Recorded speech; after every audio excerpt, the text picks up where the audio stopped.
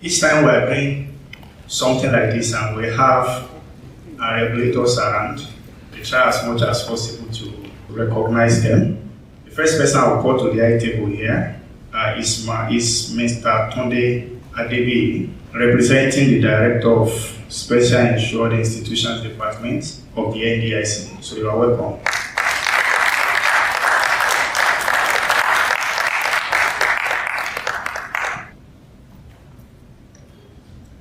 One of our guest speakers, Professor Olasupo Akewusola, is absent, but is being represented by Dr. Abayomi Elegunde. Let me call my chairman, the National Association of Microfinance Banks, Lagos State Chapter, Mr. Adin Leone, to come to the high table.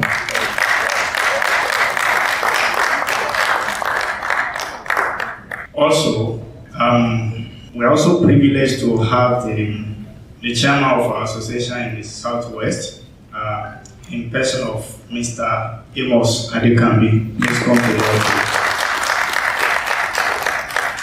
Now, we have the representatives of the state government here, Special Advisor to the Governor of Lagos State, Mr. Babajide Sanwo-Olu, on taxation and revenue matters, Honorable Abdulkadir Okweyemi Ogunbo. Please come to the podium.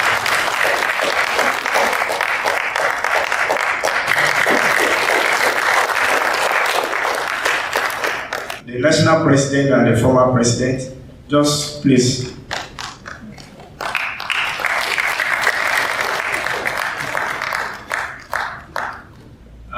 Let me start by recognizing some of our former chairmen, or chairwomen too. I can see Mr. Taiwo Joda, the MD of Action Microfinance Bank. I also can see Mrs. Betty Oluwasina. You are welcome. Mrs. Betty Oluwasina is actually a former member of our POT. We also have people from outside Lagos here. We have the chairman of the Ogun State chapter of our association. But I think we can move to the next item on the agenda. So I invite my chairman, Mr. Adin Leone, to deliver his address. Thank you. Good morning, ladies and gentlemen. This is Lagos. Yes. That's so privileged. Even when the guys confirming that this is Lagos, we're so blessed to have everyone here, especially looking at the quality of the caliber of people. Who is who that have been identified by Mr. Adegbami. Let's give ourselves a round of applause for being part of the distinguished colleagues, ladies and gentlemen. It is my pleasure to welcome you all to the 12th annual general meeting of our great association. I want to say a big thank you to you all for the opportunity given to my colleagues and I to serve at the executive committee and anchor the affairs of our great association in the last 15 months. I must thank my colleagues at ESCO for their strong dedication and selfless efforts since August 2022 in moving our association to a greater heights, and for their strong determination to continue to build on the accomplishment of previous years. I thank our friends and colleagues from other state chapters who have come to celebrate with us. Thank you, sirs. I want to especially thank our national president, Oga Josh. Thank you, sir, who has always been there for us and for his exemplary leadership, of course, as well as our president emeritus, Dr. Valentine Wensu. Thank you, sir, for always being there for us. We also thank our past chairmen for their positive contribution to the sector and always standing with us in moving our sector forward.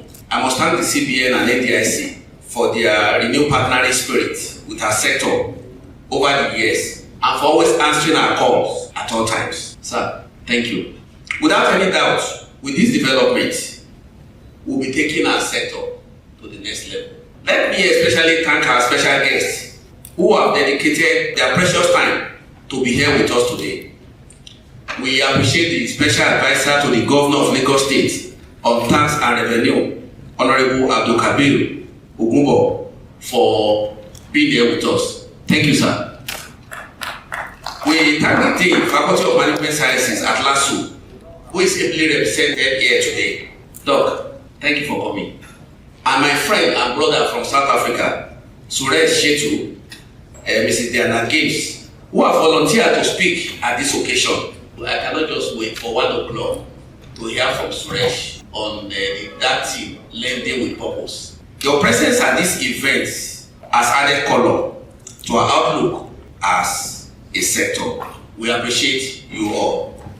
Our time flies. It is already 15 months that you gave us the privilege to serve.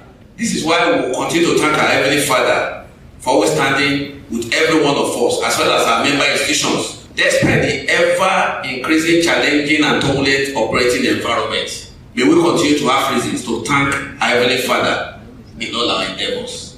This colorful and well-attended AGM has been made possible by the numerous financial support from our member banks.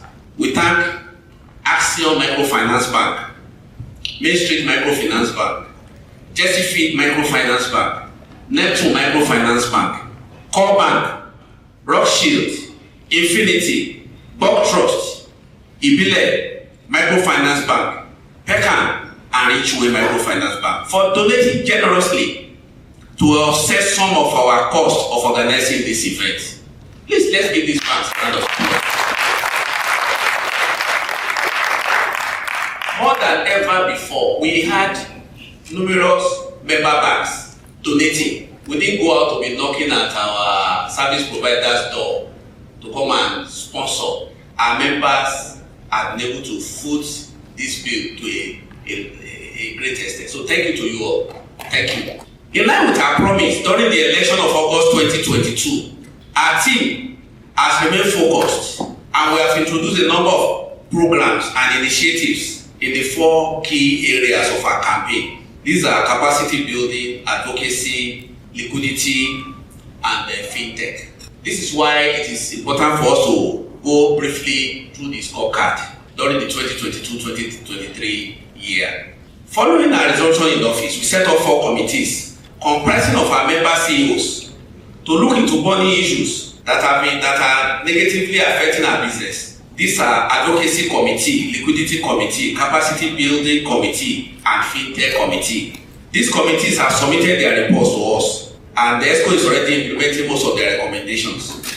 Thanks to all the 19 members of Namblag, that's our member CEO, who have made themselves available to work with ESCO on these burning issues. We're indeed appreciative of your precious and valuable contributions. Please join me in saying thanks to them. We have about 19 members who volunteer to work at these various committees, and it is working. Thank you. We're also happy to note that the FinTech Committee will be making a presentation today to give a brief update on what they have been able to do so far and their plan of completing the test on the choice of a much more friendly and affordable banking application. So we're looking forward to the presentation by that committee.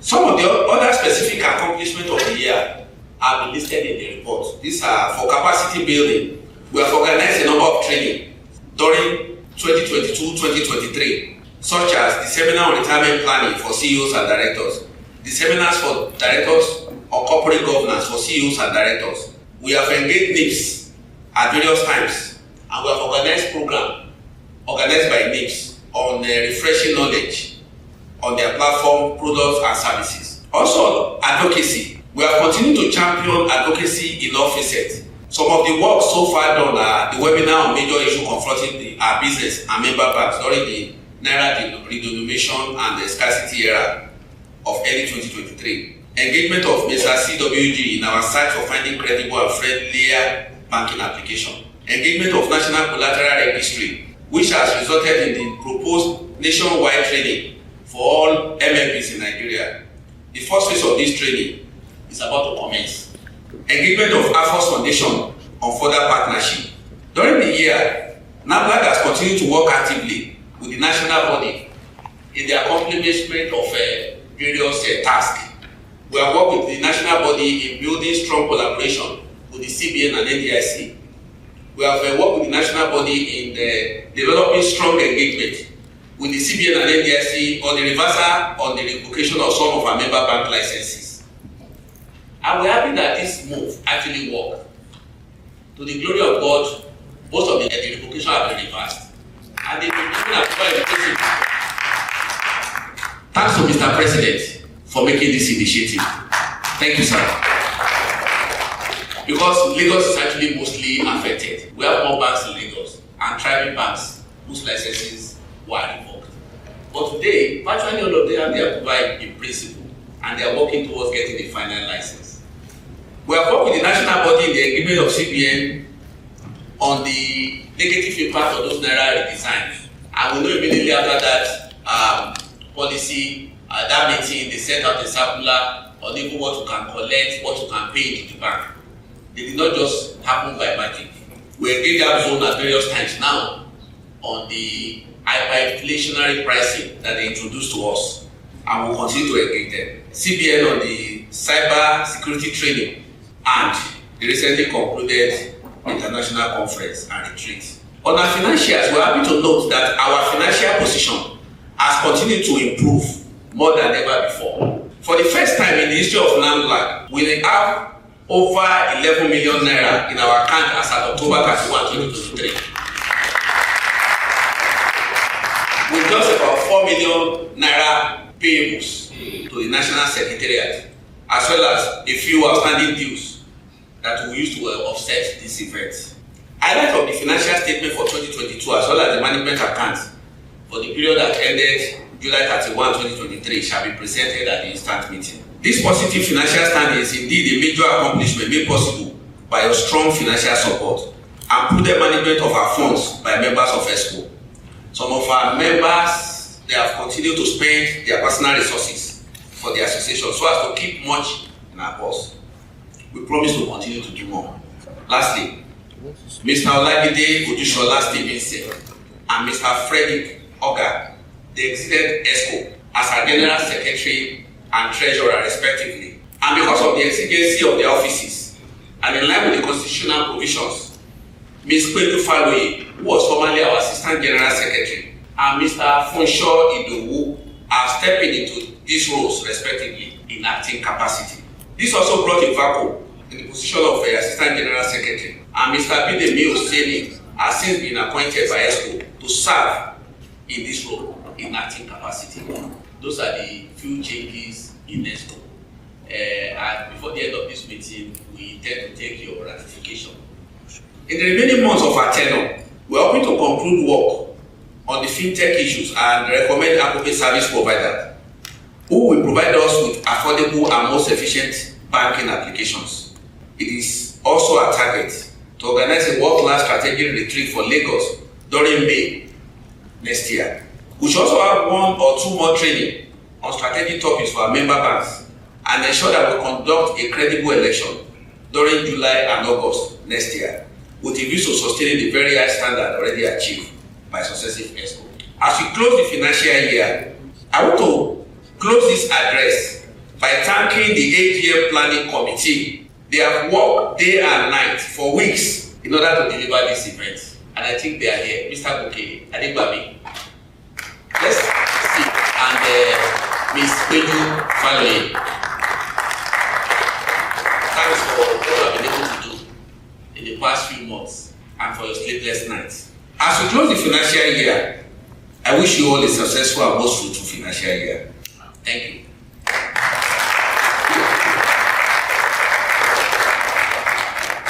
So we can go to the next item on the agenda, which is the goodwill message from our national president, Mr. Joshua Okote. You are welcome.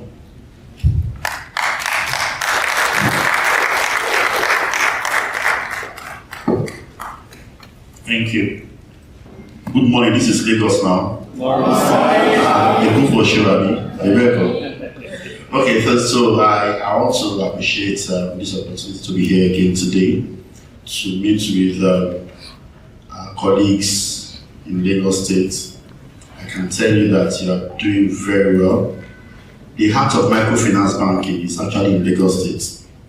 And that is the reason, if you look at it, the spread of microfinance, yes, you can please if you look at it, the spread of microfinance banks all over this Lagos State controls, if not up to 15% or 20%. I know it's in Lagos State. So, and definitely take the state for granted at your own risk, period. This almost 2 years have been very wonderful. We worked well with Namblag in every aspect concerning everything. Lagos MLPs have been wonderful. You know, I will call you my action organ. Good day, sir. Well done, sir. And one of the women that I respect so much to the founder, the co-founder of Infinity MLB, Mrs. Pravaloni, please. Thank you. Good morning. So Namblag has really supported the industry, the microfinance subsector. Please, can you appreciate the Namblag chairman, Mr. Adeyemi? He has been wonderful, sincerely. We still further our courses on capacity building to ensure that the practitioners in the subsector, are brought up to speed to doing what they are meant to do. And one of the things we have on advocacy gave rise to the to the recall of some banks whose licenses were revoked. As at last week, the director gave an information about 63 MMBs have received their approval in principles, so they are submitting their documents now to get their final licenses. They are coming back, so that's another wonderful thing. The approval rates of AFS, of audited financial statements, improved. We engaged the director of office and his team, and the agreement we had was that, okay, approve every AFS that has little or no material effect, approve those ones for 2022. Then let us start on a clean slate for 2023. This is my zone, this is my territory. Without Namblag, I don't think I'll be standing here today as a national president. And I believe that come next year also, we'll also have something substantial, something good, something great to get out of this state. Once again, thank you for this wonderful age here. God bless you.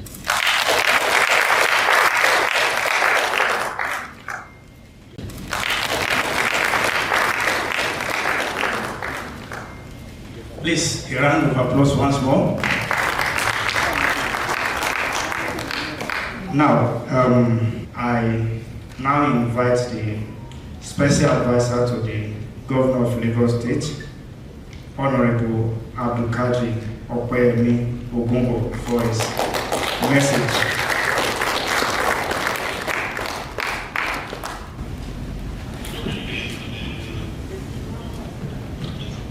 Good morning, everyone. Thank you, Mr. Moderator. The National Chairman and President, Mr. Joshua Okute, you are recognized. Dr. Valentine Wensu, the former National President, the Chairman of the Association in Lagos State, the State of Aquatic Splendor, Arubisale Pelegbe, and the likes. This is Lagos. We don't welcome you to Lagos, but rather we show you that this is Lagos. I want to use the chairman, the recognition and the effort of the ESCO to appreciate the other executive committee. Exceptionally, permit me to recognize the GM of Alpha Beta. They hold my previous life. So the GM, Mrs. Hotel Ikeja, you are recognized, ma'am.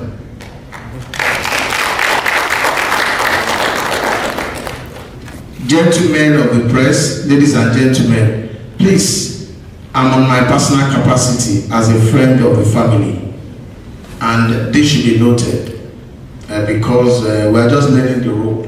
so that we appreciate where we are and this era of media, and we need to know. Because I consider it a great pleasure to stand before you this morning to give this address. It is my deepest gratitude to be here, to be with the Association of Microfinance Bank of Nigeria for the honor of inviting me as a special guest. It's a very big honor. Thank you for this on your 12th annual general meeting. It is heartwarming to witness the growth that has been recorded in the past decade by your association, as you have established yourself as the closest financial provider to the people, especially the grassroots, with arrays of products and services tailored to their needs. Your commitment to financial inclusion and economic empowerment is truly commendable.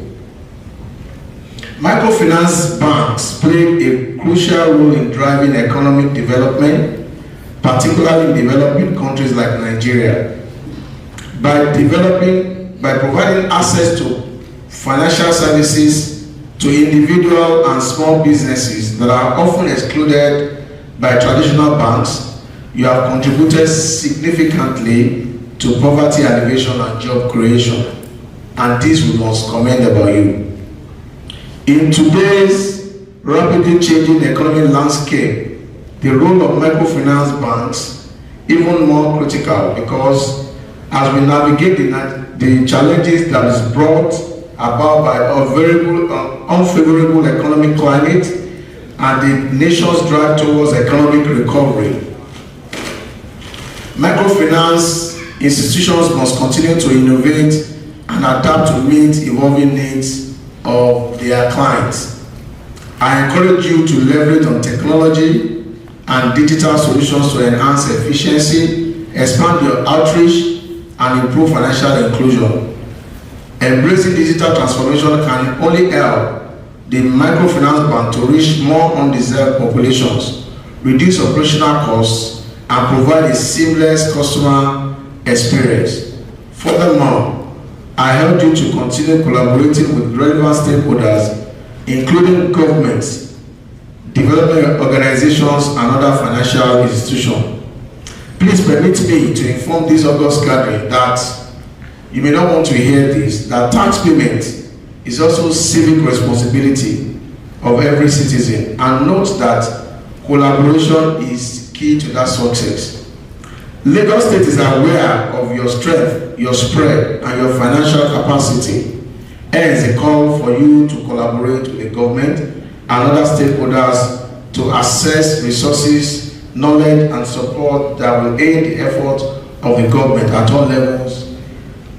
I wish to use this opportunity as well to request the Association of Microfinance Bank to promote ideas and products that will support the tax inclusion project of Lagos State in line with the Teams Plus agenda of Mr.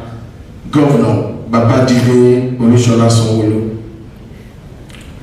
As a special guest at this occasion, I'm truly honored to witness the collective commitment of microfinance banks toward driving inclusive and sustainable economic growth, your dedication to empowering individuals and small businesses, as these are instrumental in building a prosperous and resilient nation.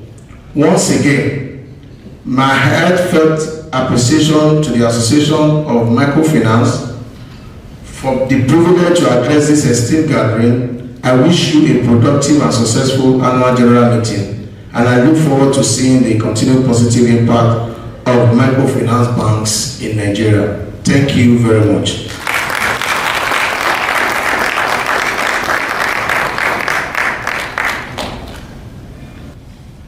Is Dr. Abayomi Ilekunde.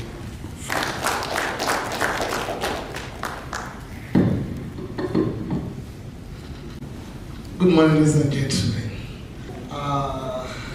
I'm standing in gap for my dean, in person of Professor Akeoshola He is unavoidably absent.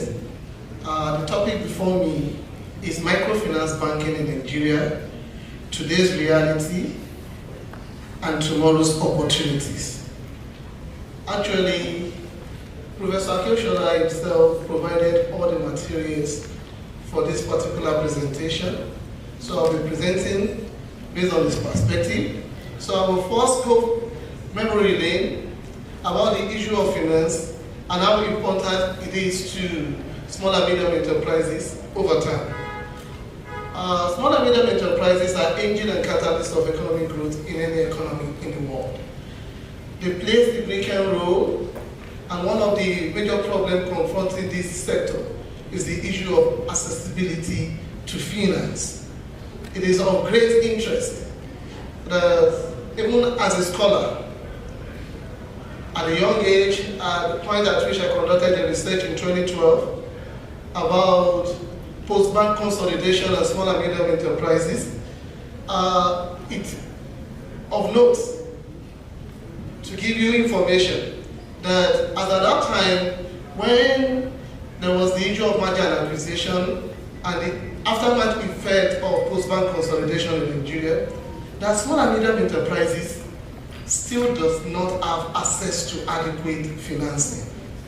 The onward issue of microfinance coming to existence in 2005 after the defunct of Community Bank should have played a catalyst role on the accessibility of finance to small and medium enterprises, which primarily they are meant to do.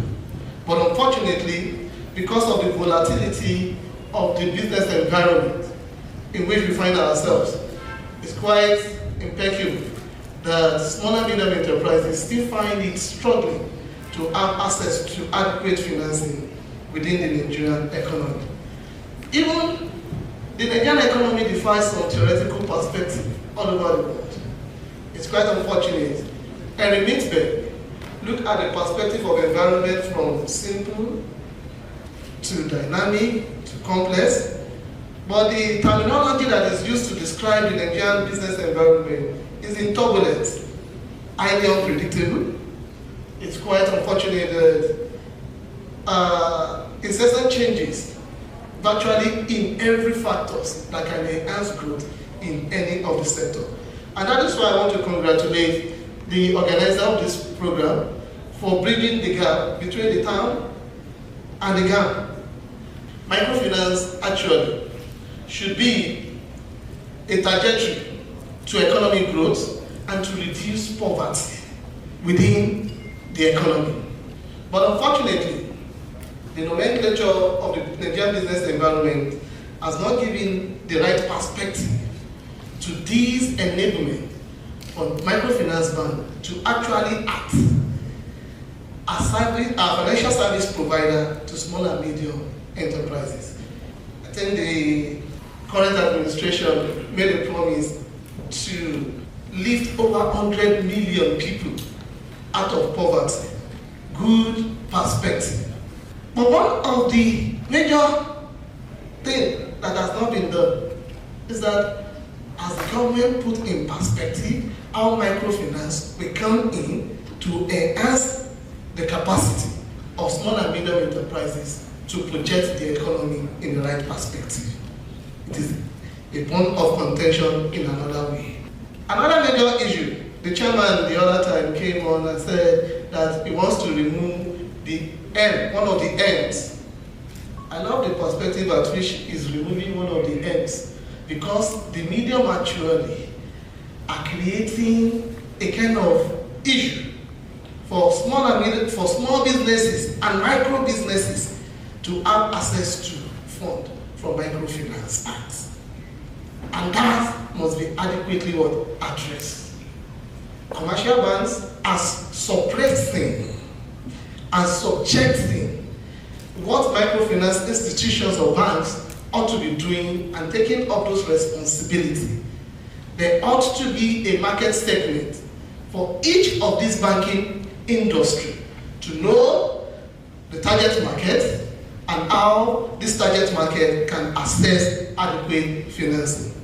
If you look at the categories of microfinance banks in Nigeria, the unit, the state, and the national, the tier 1, the tier 2, the categorization and the projection is just to put the jurisdiction of how the operation of microfinance banks will be at any particular point in time. But it's quite unfortunate. The value of money and actually have an overwhelming issues on the capital structure of this categorization by the Central Bank of Nigeria. Microfinance Bank is a specialized vehicle designed to provide essential financial services to the poor who are conventionally not served by the conventional financial institutions. There are distinctions between what microfinance banking should be doing and what traditional banking should be doing. As of 2020, it will beat your imagination that a target of 70% of Nigerian population will have adequate inclusion in financial service. At the end of 2020, we had just 45%. We have a deficit of like 25%. It shows. How does it show? In the just this year, after the redesign policy of Naira by the Central Bank and the cashless policy, it exposed us. It beat your imagination that there are some local governments in Nigeria that does not have banking institutions at all. And we are asked to mop up the old Naira. So it exposed us to what? To danger, gap. Microfinance banks can actually get closer to this set of people to provide financial services. If commercial banks fail to have access to those local governments. The chairman also said the other time that Lagos State, I think one of the most populous states in Nigeria, has the highest number of microfinance banks. That is true. So we need more financial inclusion and access to finance by our small and medium enterprises. Nigeria has a higher rate of financial exclusion than many other countries in sub-Saharan Africa, with a higher proportion of bank adults than many compatriot countries. It also has a high proportion of financially excluded adults at 36%. It's quite high. Microfinance banks needs to take advantage of this particular gap so that they can actually provide financial services to them. It will beat your imagination. South Africa has 81% adults that engage in banking services. Namibia, 68%. Nigeria, 45%. Kenya, 44%. Rwanda, 36%. Uganda, 22%. Burkina Faso, 18%. Tanzania, 13%. Cameroon, 10%. And the exclusion, you now see South Africa, 7%. Namibia 22%, Nigeria 36%, one of the highest in Africa.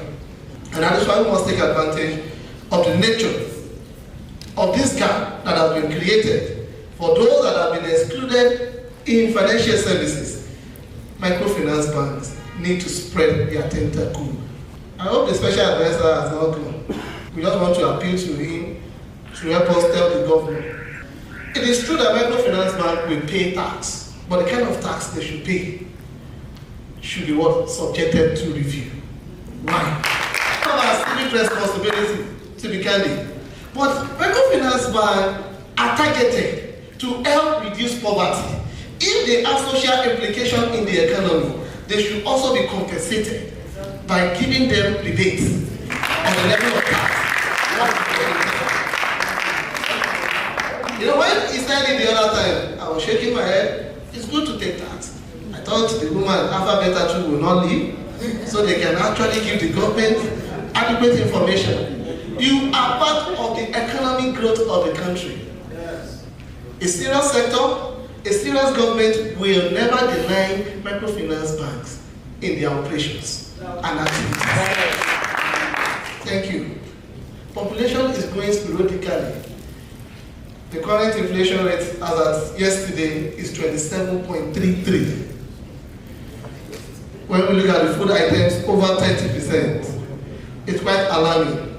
And that will lead me to the issue of challenges of microfinance bank in Nigeria, one of the greatest outcomes that is destroying microfinance bank institutions in Nigeria and why they are not operating to capacity is the high running cost of microfinance banks. Sir, man, it's quite alarming. And that is why I wish the special advisor had not left. Lagos is for sure, truly. Let the microfinance breathe. Yes,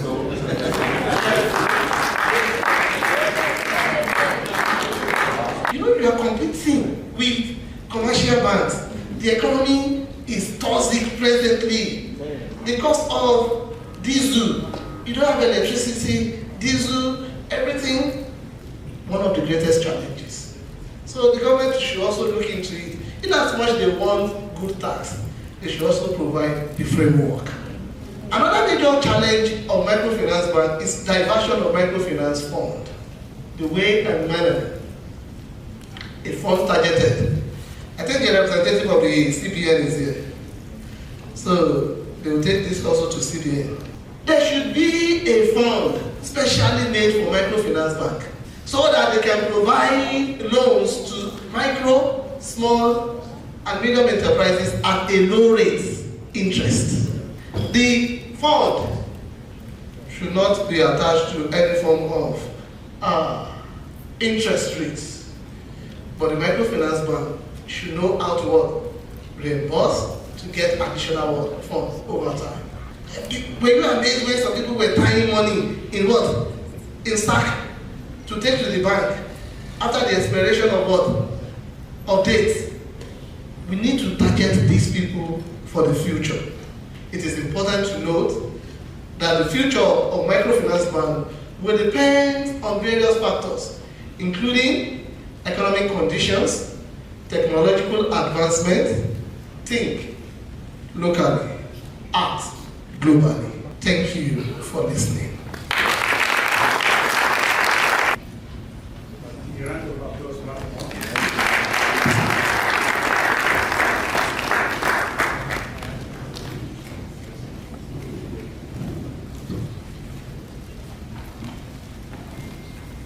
I think it's been a very, very wonderful presentation. Am I right? In fact, I feel like some of us, which will become lecturers,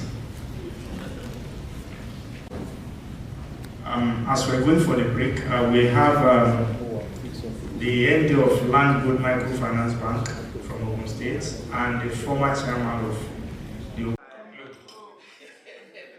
the time has come. One of the reasons why we have come is to learn from one of the best. I know we are all best. The next keynote speaker is actually a visiting speaker. He's the director and head of global markets for FIs at First Rank Group.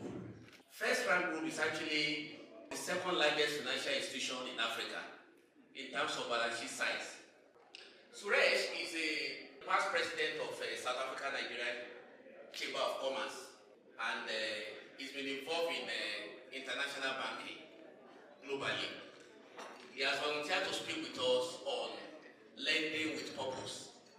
Our major business is lending. When you look at our source of income, lending business actually contributes immensely to our bottom line. For most of us, I know, over 90%.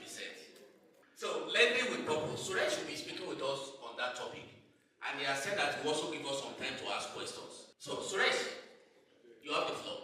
Actually, starting off the presentation, that I wanted to present to yourselves as well. I just wanted to check. Okay. So, in the light of these presentations, you said the future is here. AI determines what's going on next. How can we, integrate this into MFB operations going forward? So as I demonstrated earlier, thanks for your question, I think you are going to need to start to look at how generative AI is going to drive decision making with your own organizations. And there are a number of applicabilities. The first one is to actually look at whether you are going to use AI or generative AI to look at your credit scoring models, for example.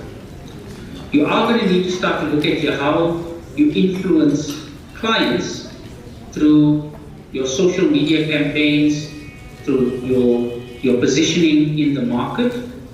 Because if I'm going to pick up a ChatGPT and say, which microfinance bank can I use in Nigeria? You are going to need to start to look at influencing those outcomes based on the data that you're producing. But also more importantly, what I wanted to emphasize is that when we're looking about lending with purpose, you are going to start to see more and more questions around responsible lending, not only in Nigeria, but across the world. This is the trends that I'm seeing. And part of that means that you are going to need to start to prepare your respective organizations. Let me ask you a simple question. How many women in finance do you finance at the moment? How many solar panels do you finance a year? How much of your portfolio percentages are based on renewables, blue or green? It's those type of portfolios that you're going to need to start to look at and hopefully start to create more and more around generative AI, whether it's choosing your customers, whether it's choosing the sectors that you want to operate. Some of the cognition that is now being created, I think you will have to start to look at the applicability. I wanted to paint a broad picture so that you will be able to look, because I guess whatever you take up may be suited to your company and be different to the others. So it's a really iterative process at the moment. I think I love the tone that, and the question asked by Mr. Oyiloi. Let me give a use case example of what is happening. People want to collect money from our microfinance bank, but they don't want to come into our banking hall. We said technology is expensive, but I think the summary of what Suresh has just opened our eyes to see is that we need to innovate to meet customers' aspirations and expectation. And he has just set the tone for that. So it's really not just asking him alone, but also challenging ourselves to say, are we in the future? If the future is here, you can actually be a dinosaur, and the future is here. So are we in the future? What are the constraints that we see? One of the big optics that he has created is around big data. If you're not even present digitally, if you're not harnessing data for predictable behavior, how that GPT even though you exist in the first instance? So you may be given the best of services, but you're not on social media, you're not where you can be seen, you're not using your data to predict anything, and then you're just in the corner. It is those who are there that people can relate to. And so I think it's a discussion we need to have for the next couple of minutes, and then if Suresh will guide us further on the ABC or the 1, 2, 3 of what we need to do, then we'll take it from there. So what is the challenge we are having with it? How can we cure those problems? How can we simplify the process? I think that's why we're here, and that's that is set. So I've been asked to coordinate for the next few minutes and take responses from us. So I'd like to see more responses. I'd like to see more intuition around this, and I'd like to see a more challenging position that will make us go back and begin to think on our feet, and for us to be in the future that is now. Like I said, the future can be now, it may not be in that future. So thank you. Responses, please. We'd like to share perspective. The last COVID meeting we went to, somebody among the regulators says there's only microfinance bank, only one line. There's nothing like a microfinance bank. So that's very clear. There's only one license. So those who have adopted digital have adopted it to just outsmart us. Thank you. Madam.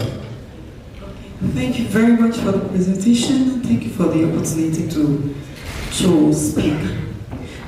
The first thing that's all.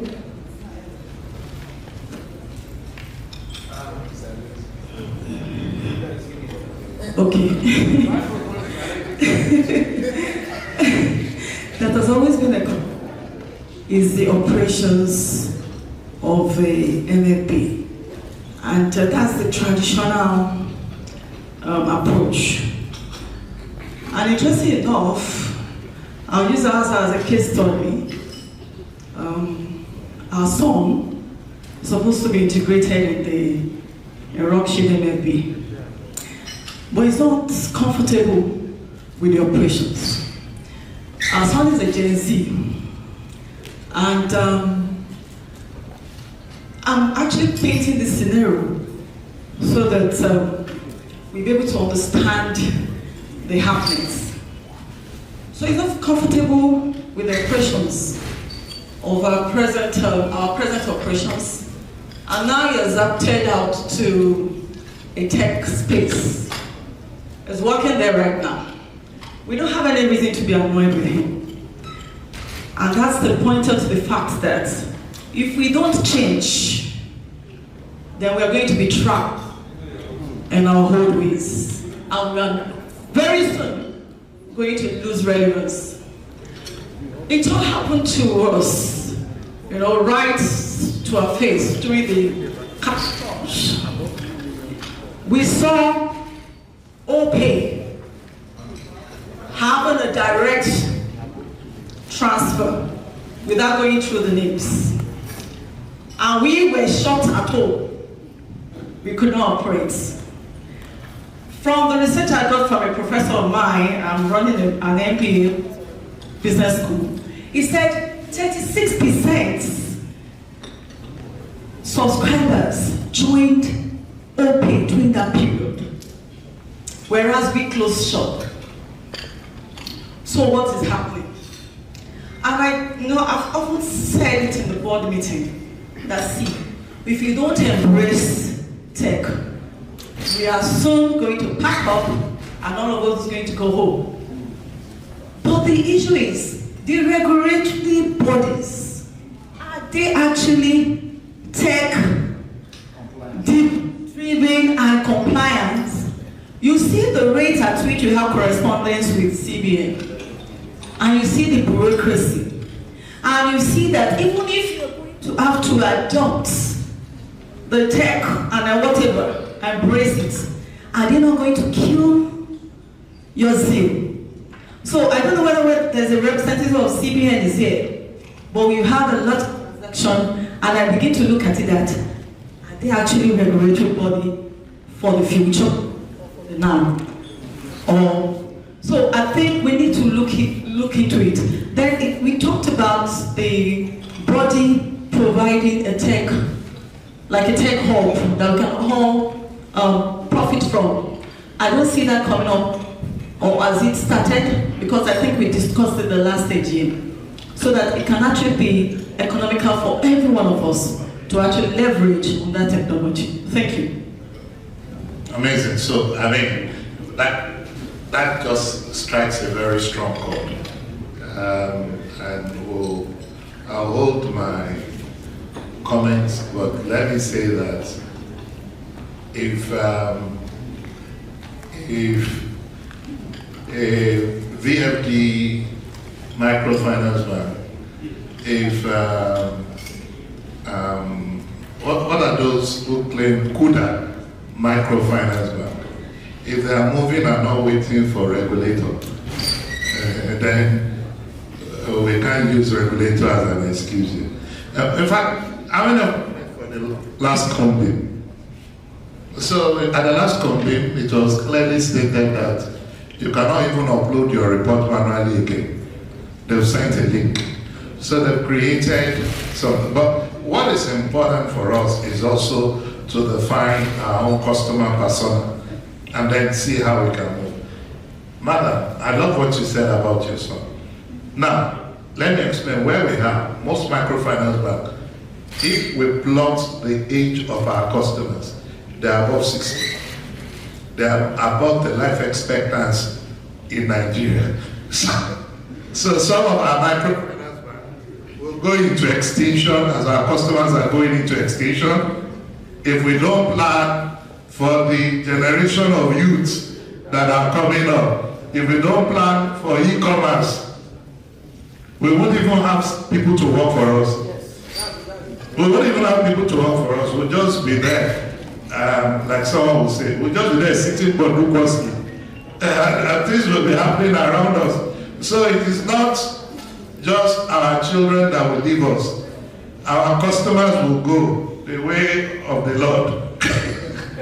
And then, are we going to start opening an account for the dead? Because if you cannot move to the level of the customers that are coming, they will go to places where they can be served. And that's why somebody said you either innovate or you die. You want to say something? Good afternoon, everybody. My name is Adeboyega Kizim, Ibila Microfinance Bank. Suresh, I just want to thank you for a very eye-opening presentation on what to expect. In short, I think you should have even given it a different title, The Future of Lending. Because even though some of those aspects are already being seen here. And I think a lot of the questions I wanted to ask initially have been covered by the previous speakers.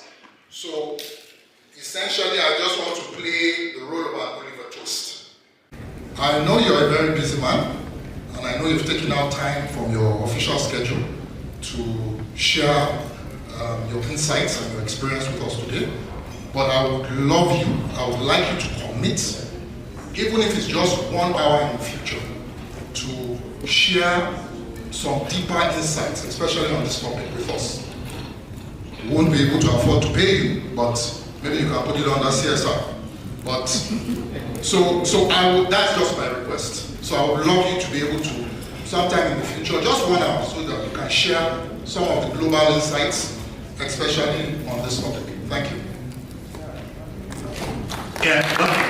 But before I take another comment, there are a lot of comments.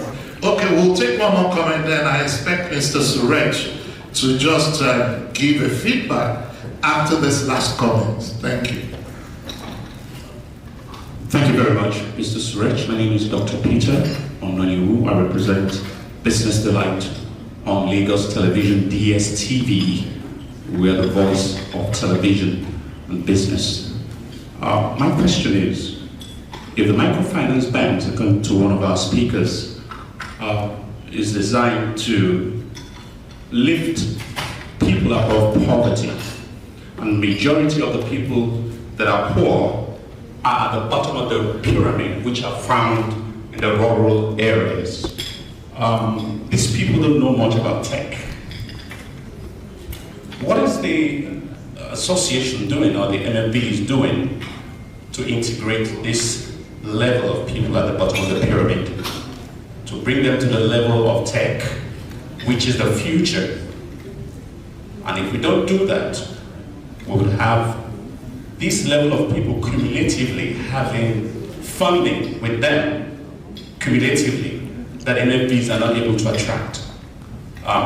What are we going to do about that in terms of integrating AI to that level of the bottom of the pyramid for people who are not knowledgeable?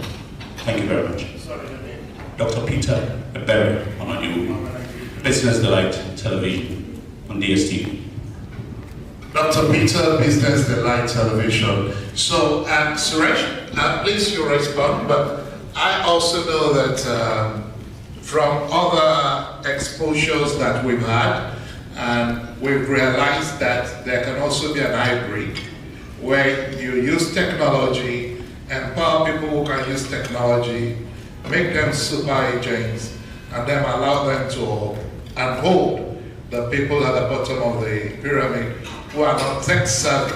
Then there's also the need for us to generate education because I think there's this myth, Suresh, rounding up, please let me know if I'm correct or not. There's always a myth that we tend to believe that being tech savvy has to do with level of education.